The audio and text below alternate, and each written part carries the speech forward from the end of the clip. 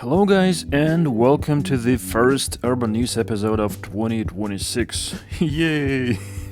Before we start, as always, a massive thanks to my awesome Patreon supporters and everyone else who keeps this going, and welcome aboard Richard Broad and Michael Leonard.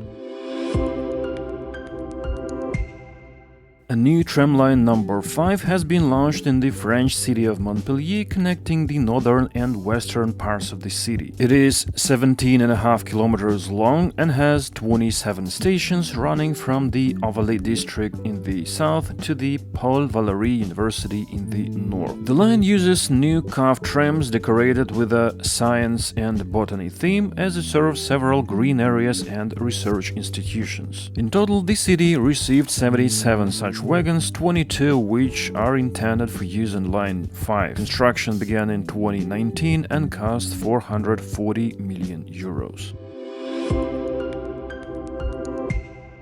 Meanwhile, in Rostock, Germany, the new Stadler TINA tram has begun carrying passengers for the first time after intensive testing. Thanks to the new cars, the city hopes to make tram travel more attractive, which will help to achieve its transport policy goal of a 20% share of public transport in the model split. In total, Rostock has ordered 30 such trams for about 107 million euros. 3 units have already arrived in the city, with the remaining delivery scheduled between January 2026 and May 2027. The new fully low-floor trams are 32 meters long and can carry 216 passengers. They will gradually replace the Duwak cars built between 1994 and 1996, which are being taken out of service after 30 years of operation. What about the Rostock tram network in general? Currently, it consists of 6 lines with a total length of 65 kilometers.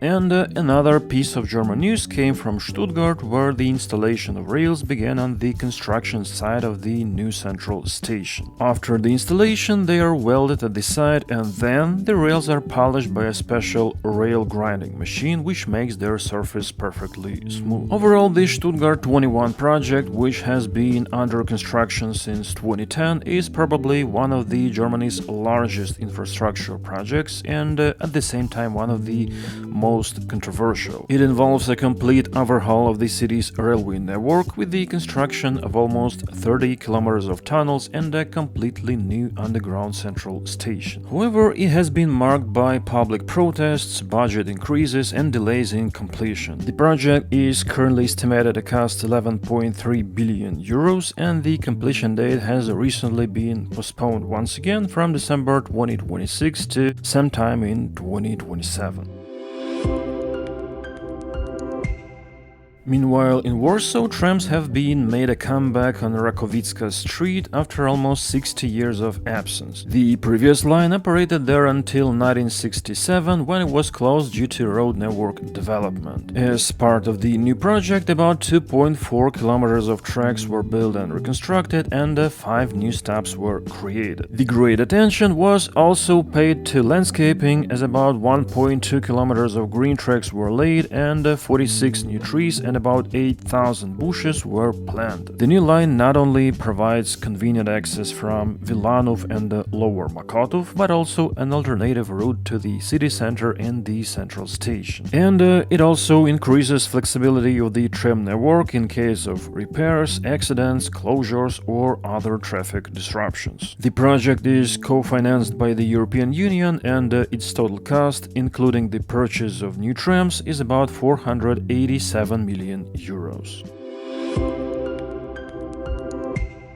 The tram network is also developing in Graz, Austria, where after 2.5 years of construction, the long-awaited Neuter Linie has officially opened. It runs from Jakominiplatz to Annenstrasse and creates the first direct tram connection via Neutergasse, significantly reducing traffic on the busy Heringgasse. As part of the project, the tagged half-bridge was also reinforced and widened, and new bike lanes and sidewalks were built. The city also also plans to build a 12.6-kilometer line number 8 from Gesting to Strasgang, of which about 11 kilometers will be new tracks. Planning will last until 2028, with construction scheduled to begin in 2030 and commissioning in 2033. The line is designed to connect important developing areas, relieve existing lines, and create a direct connection to the S-Bahn. After commissioning, up to 65,000 passengers per day are expected, which will make it the busiest line in the city. The cost of construction is currently estimated at around 165 million euros. And also the first of 15 new low-floor trams ordered from Alstom arrived in Graz in early October. The new Flexity family trams are 34 meters long, can carry up to 200 passengers, and are equipped with electronic driver assistance systems. They are scheduled to begin regular passenger service in 2026. A new tramline 12 between Lindholmen and Mjölndal has been launched in Gothenburg, Sweden. It includes a newly built 2.8-kilometer section with 3 new stops: Jubileumsparken, Pumpgatan and Lindholmen. Construction began in June 2023 and cost around 65 million euros, with the project staying within both the initial budget and the planned construction schedule. And with a new line coming into operation, Line 10 will also get a new route. Previously, it ran between Goldheden and Biskopsgården, but now will run between Goldheden and Lindholmen. Eventually, tram service will be expanded on the north bank of the Jota River, as in 2033 Tramline 12 is planned to be extended to Erikshamn.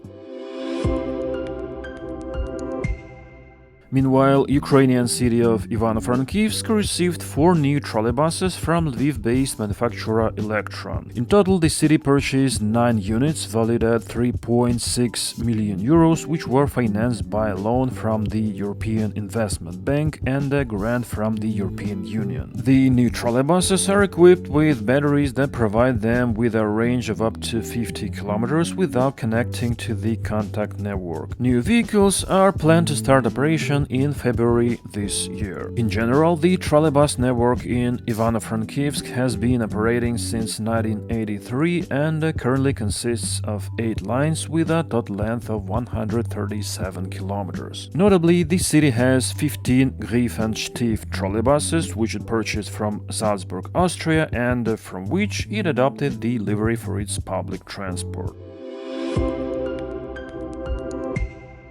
And finally, news from Mexico, the government of which has signed a contract with Alstom for the supply of 47 passenger diesel trains costing around $1 billion, which is the largest such order in the country in recent years. 14 of them will be suburban trains, while the remaining 33 will be intercity ones, and all of them will be built at the company's local plant in Ciudad Sagun. They will be used on the Mexico City Querétaro-Irapuato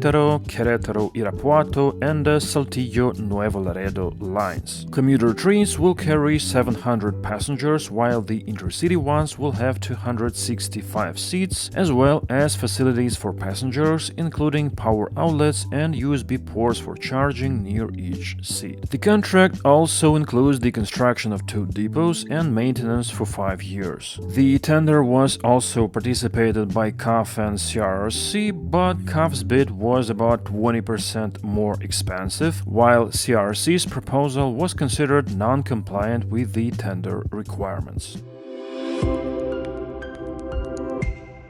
And that's all the news for this time. The links to the news sources, as usual, are in the video description, so for now, thanks for watching and see you in the next videos.